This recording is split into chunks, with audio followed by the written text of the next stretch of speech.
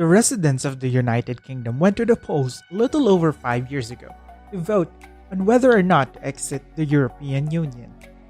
The world was astonished when a non-binding referendum, which most observers considered a little more than a chance to suppress a vociferous minority, came back in support of the choice to leave. After a long and drawn-out period of talks, the UK officially left the EU 3.5 years later, bringing an end to a 47-year membership.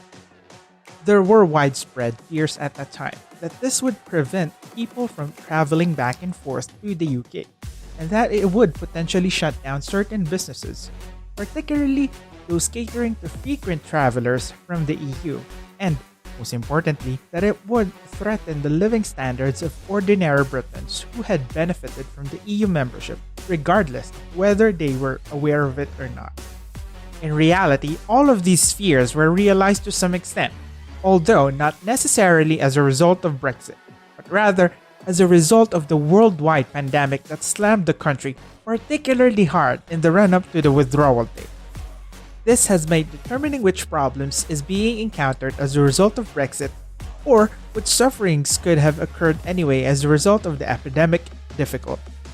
By the same rationale, it is difficult to tell if the promises made by Brexit supporters were true, given that even the strongest economic plans would struggle in the global economic situation of 2022. So how much economic harm has Brexit caused? Has the fact that Brexit happened during the epidemic helped in the UK? And finally, what does all of this suggest for the United Kingdom's capacity to recover from the pandemic? After we've completed all of this, we'll be able to place the United Kingdom on the national scoreboard for Economics Explained. But first, let me welcome you to the Smart Stocks Academy channel if this is your first time. To be the first to know when a new video like this is released, hit the like button, subscribe, and click the notification bell next to it. If you're ready, let's get to the video.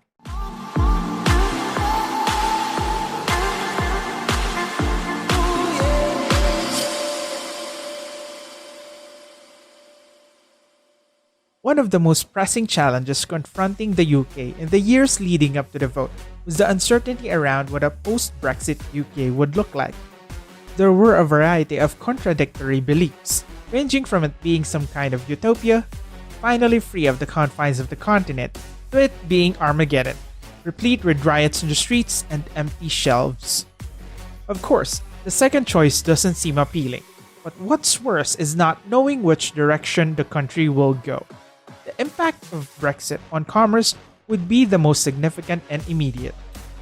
The European Union is, first and foremost, a trade union, and the members of the union have agreed to trade with one another without imposing tariffs or import limits.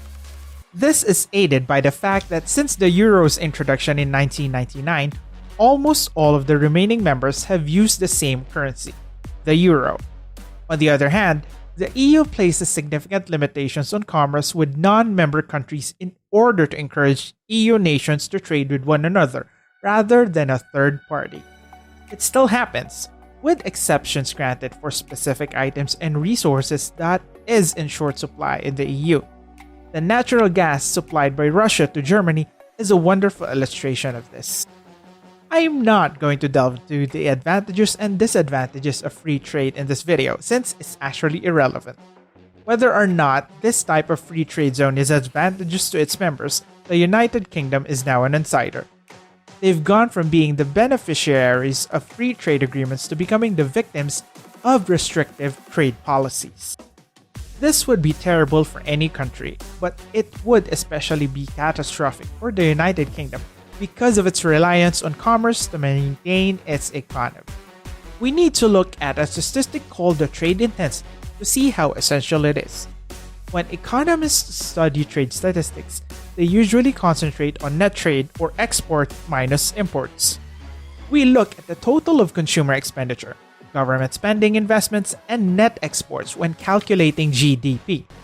Net exports are also used to calculate the balance of commerce and, by extension, account balances. So, it is easy to understand why it is so important. Consider the following scenario. Suppose two nations, one of which has no imports and exports and is fully isolated. Then consider a country that imports $1 trillion worth of products each year and exports $1 trillion worth of things. Although both of these countries would have the same net export figure, the second example would most likely be doing far better. $1 trillion in export would need millions of people to be employed, but $1 trillion in imports would vastly raise the average living standards of those same employees. Naturally, the second country would be considerably more reliant on free trade agreements. As a result, trade intensity numbers are equally vital for economists to analyze. The sum of imports and exports divided by the GDP is known as trade intensity. So, if our oversimplified example of these two countries has a GDP of $4 trillion, the first would have a trade intensity of 0%, while the second would have 50%. As you can see, trade intensity is a far more accurate indicator of what is truly going on in an economy. So, why is this significant for the United Kingdom? The United Kingdom, for example, has one of the highest levels of trade intensity in the world. In 2019, the UK's trade intensity was 63%. When you compare it to other major advanced trading nations like Australia at 46%, Japan at 35%, and the United States at 24%, you can now understand how essential trade is to the United Kingdom. This makes historical sense because the United Kingdom is a somewhat barren rock in the midst of the Atlantic, lacking many of the natural resources it would require to adequately power its economy. It was also a big colonial power in the past. Thus, commerce was something that came easily to it as it became increasingly vital over the previous several decades. This is where the uncertainty about how Brexit will play out becomes crucial once more. A worst-case scenario, such as the widely anticipated no-deal Brexit with hard borders and no free commerce between the EU, would have not been ideal, but it could have been planned for. Assuming you own a tool manufacturing company with a small factory and a warehouse, and you mostly sell high-end machining equipment to other companies in the UK across Europe, you would have been in a tough situation once the referendum results were announced. You wouldn't be able to compete in Europe without a free trade deal since you'd have to pay import tariffs on all of the tools you sell there. You might get around this by establishing a separate plant in the EU, but it would be a big financial investment, and if the UK is able to strike a good deal with the EU, it would have been a waste of money. You may also save money so that you have enough cash on hand to acquire a factory if necessary, but then you'll have a large sum of money hanging around that won't be reinvested in the firm, paid to new employees, or even sent out as dividends to your investors. Waiting for anything to happen with money does not benefit the economy. However, money employed for any of these objectives help. If business owners were aware of what is going on, even if it wasn't good news, they could take steps to address it. Individuals, organizations, and even whole countries found it extremely difficult to plan beyond the immediate future due to the lengthy choice to leave, followed by a year-long transition period, as well as an ongoing economic consequence from the worldwide pandemic. But now that we have the advantage of hindsight, we can do a comprehensive before and after of Brexit analysis. The impact of the epidemic on things like travel and regular commercial activity has resulted in a large decline in trade, which is unsurprising. Intensity of trade decreased from 63% in 2019 to 55% in 2020. This may not appear to be a significant decrease as the UK remains considerably ahead of most other nations, but this number was compiled during the so-called Brexit transition period. That time has passed, and the EU-UK Trading and Cooperation Agreement, or TCA for short, currently governs the UK's trade relationship with the EU. The UK left the EU informally at the beginning of 2020. The transition period agreement was in effect until the end of 2020, and the TCA has now been enforced for a little over 11 months. The provisions of the TCA, which is only partially enforced at this time, is generally far more restrictive than the terms of the transition agreement, which were in turn far more restrictive than being a full member of the EU. Of course, it is less restrictive than a no-deal Brexit, but not by much. Export of goods to the EU is down considerably this year, implying that on the cautious side, trade intensity may drop another 10% in 2022. The Center for European Reform has sought to isolate the impact of Brexit by evaluating what would have occurred if the UK had remained in the EU using a statistically modeled doppelganger UK.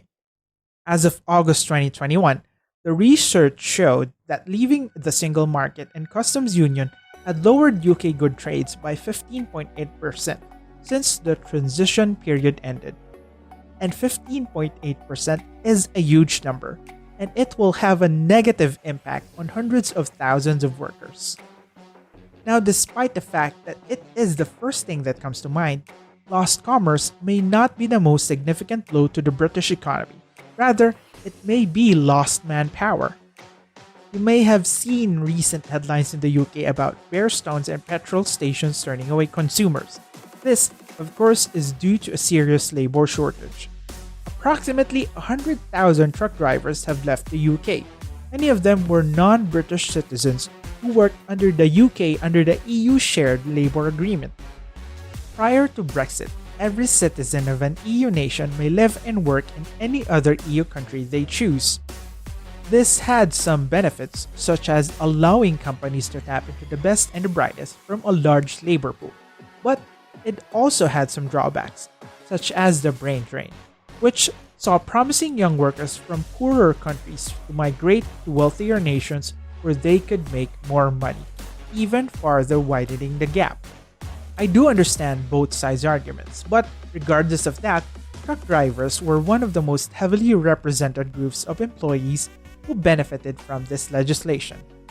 In general, truck driving lends itself to being on the move. When you combine that with free trade agreements across a relatively limited landmass, and the fact that language limitations aren't a major barrier to driving a truck, it is no surprise that many European truck drivers just moved where the demand was. This meant that the EU required a smaller trucking fleet than would be required if all of these nations kept all of the vehicles they need all year round. The disadvantage is that by leaving the shared labor pool, the UK was cut off from the employees it needs to keep the country operating. The similar issue is emerging with other seasonal laborers, particularly in agriculture, where workers from across the channel were responsible for a significant amount of harvesting chores that occur only once or twice a year. This is causing fears about unfilled tables at Christmas last year, which was driving to panic shopping, which is also exacerbating the country's supply difficulties. The government has attempted to address these concerns by providing 5,000 truck drivers 3-month emergency permits and placing military drivers on standby in the event that things get very bad.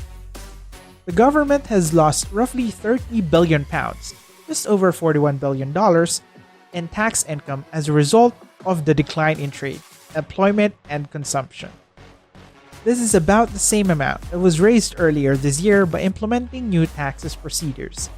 Heavy taxes at a moment of economic turmoil is the polar opposite of what most economists advocate, yet money must be found someplace.